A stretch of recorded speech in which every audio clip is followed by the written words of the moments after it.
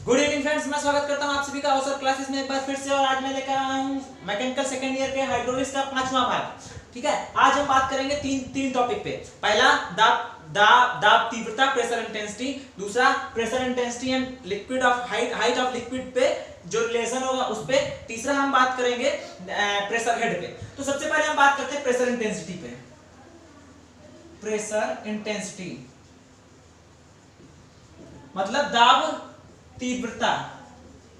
ठीक है, दाब तीव्रता की बात करें तो जब हम सीधे सीधे बात करते हैं कि जब हम किसी बर्तन पे हम कोई भी, मान लो हम एक पॉलीथीन पे बात कर रहे हैं, ठीक है, कोई बर्तन में आप लोग समझ नहीं पाएंगे। एक पॉलीथीन लो, उसमें हम मतलब क्या लिक्विड डालना शुरू कर दें, कोई तरल डालना शुरू कर दें, तो होता क्या है, पॉलीथीन आप देखना फूलना स्टार्ट हो जाएगी।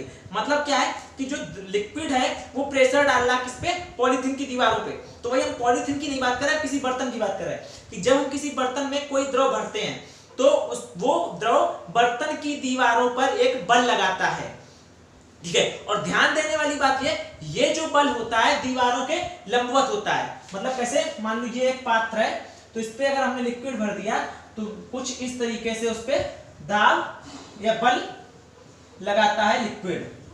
बर्तन की दीवारों पे कुछ इस तरीके से वो लिक्विड दाब जो होता है बल लगाता है। यही बर्तन की दीवारों पर लगने वाला जो बल है यही हमारा दाब तीव्रता, प्रेशर इंटेंसिटी या प्रेशर कहलाता है। ठीक है, अब दाब तीव्रता की बात करें तो लेट किसी बर्तन में हमने द्रव भरा है, उसकी तली का क्षेत्रफल जो एरिया है वो A है। ठीक है, और इस पर लगने वाला जो दाब है वो क्या है, जो बल है वो P है। ठीक है, किसी बर्तन पर लगने वाला जो दाब है या बल है वो P है और उसका एरिया A है। तो प्रेशर इंटेंसिटी, ठीक है, इसे स्मॉल p से रिप्रेजेंट करते हैं। ठीक है, तो प्रेशर इंटेंसिटी क्या हो जाएगा, लगने वाला दाब अपॉन एरिया। ठीक है, तो प्रेशर इंटेंसिटी हो गई है।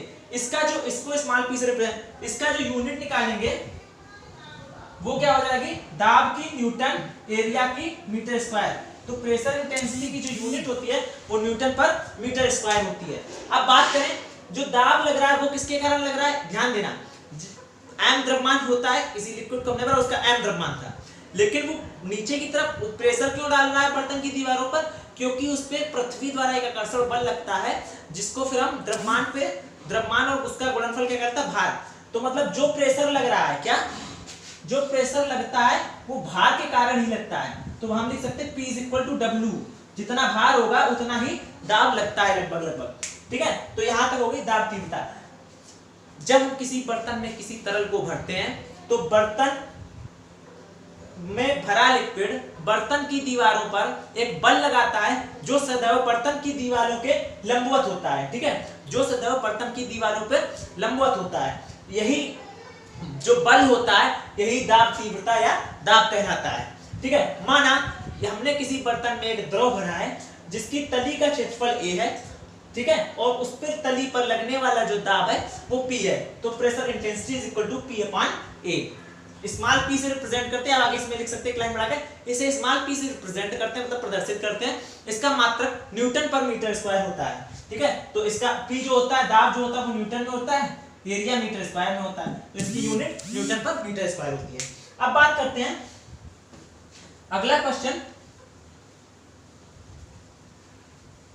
ये दो प्रकार से पूछा जाता है, दाब या दाब तीव्रता तथा हाइट, द्रव की ऊंचाई में संबंध। ठीक है, इंग्लिश में बात करें तो प्रेशर या प्रेशर इंटेंसिटी का रिलेशन किसके साथ निकालना है, हाइट ऑफ लिक्विड के साथ। मतलब P एंड H के बीच में हमें रिलेशन, संबंध स्थापित करना है। तो हमने सबसे पहले हम आते हैं दाब तीव्रता। अभी हमने पढ़ी प्रेशर इंटेंसिटी जो होती है वो होती है P/A। ठीक है, हमने इसको मान लिया इक्वेशन फर्स्ट। ठीक है, अब हमने मान लिया कोई एक, हमने आगे लिखते हैं प्रूफ करने के लिए कि कैसे प्रूफ करें। ठीक है, तली का जो एरिया है वो ए है, लिख देते हैं एरिया। ठीक है, जो डेंसिटी है लिक्विड की, जो डेंसिटी है वो रो है, डेंसिटी। ठीक है, डेंसिटी रो है, और जो जिस ऊंचाई तक भरा है वो h ऊंचाई तक इसमें कोई लिक्विड भरा है। अब इसको लिखेंगे कैसे, माना कोई एक बेलनाकार बर्तन है जिसमें हमने h ऊंचाई तक एक लिक्विड भर दिया है। लिक्विड की जो डेंसिटी है वो रो है, और बर्तन की तली का क्षेत्रफल जो एरिया है वो a है। अब हम बात करते हैं लिक्विड की भार की।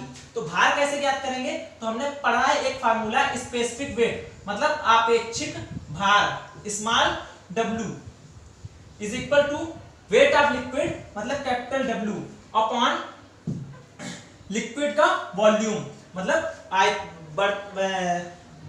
लिक्विड का जो आयतन है। ठीक है, तो ये होता है। अब हमने पढ़ा है आपेक्षिक भार जो होता है, अगर यहां से निकाल लें तो W इक्वल टू होता है mg upon v, m upon v होता है रो के। ठीक है, तो वो क्या होता है रो इंटू जी, तो आपेक्षिक भार होता है rho into g is equal to W upon v। तो हम लिख सकते हैं weight of liquid, weight of liquid. ठीक है, वेट ऑफ लिक्विड मतलब द्रव का जो भार है W इज इक्वल टू क्या हो जाएगा rho g into v, rho g into v. तो लिक्विड का जो भार है वो क्या हो गया रो जी इंटू वी। ये हो गया इक्वेशन सेकेंड। हमें यहाँ पे जो बर्तन है इसका वॉल्यूम तो हमें पता नहीं है, तो वॉल्यूम इज इक्वल टू होता क्या है, वॉल्यूम मतलब हिंदी में आयतन, लंबाई इंटू चौड़ाई इंटू ऊंचाई। ठीक है, हमें ना लंबाई पता है ना चौड़ाई पता है, लेकिन ऊंचाई पता h होती है। लेकिन अगर हम देखें तो लंबाई इंटू चौड़ाई इज इक्वल टू क्या होता है, आयतन बराबर लंबाई इंटू चौड़ाई होता है क्षेत्रफल इंटू ऊंचाई में दिया h।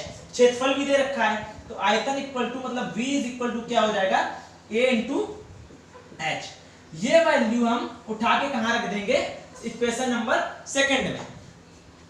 तो जो वेट ऑफ लिक्विड निकलेगा वो निकलेगा rho into g into a into H.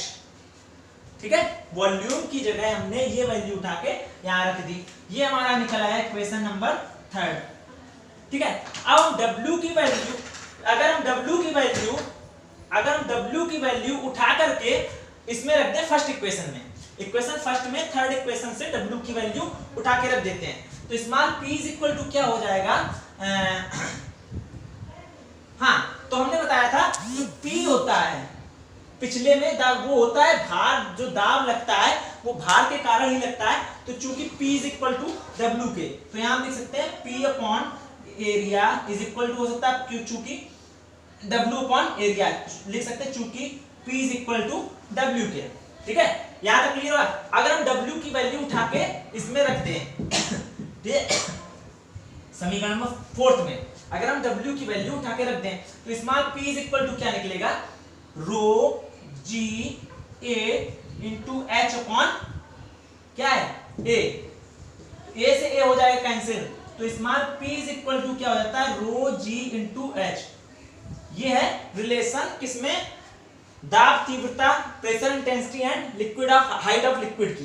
तो द्रव की दाब तीव्रता या दाब तथा द्रव की ऊंचाई के बीच संबंध।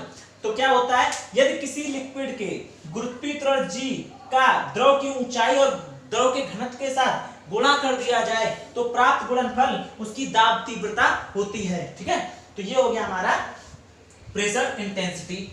अब बात करते हैं थर्ड टॉपिक और लास्ट टॉपिक की। थोड़ा प्रॉब्लम है गर्दन में, इसलिए थोड़ा टॉपिक आज छोटा कर रहा हूं। ठीक है, अब बात करते हैं थर्ड एंड लास्ट टॉपिक की। बात क्या है, प्रेशर हेड, प्रेशर हेड। ठीक है, दाब शीर्ष। ठीक है, अब बात करते हैं प्रेशर हेड की। तो हम बात करते हैं दाब शीर्ष की। ठीक है, तो दाब शीर्ष हमने अभी जो पढ़ी है, small p is equal to rho g into h. ये था रिलेशन हमारा फोर्थ समीकरण का। अब दाब शीर्ष मतलब हाइट होता है, शीर्ष मतलब हाइट। तो अगर हाइट इज इक्वल टू ले लें स्मॉल p अपॉन रो जी, यही जो h इक्वल टू फॉर्मूला निकलता है यही हमारा होता है दाब शीर्ष, जहां h इज इक्वल टू दाब शीर्ष या प्रेशर हेड।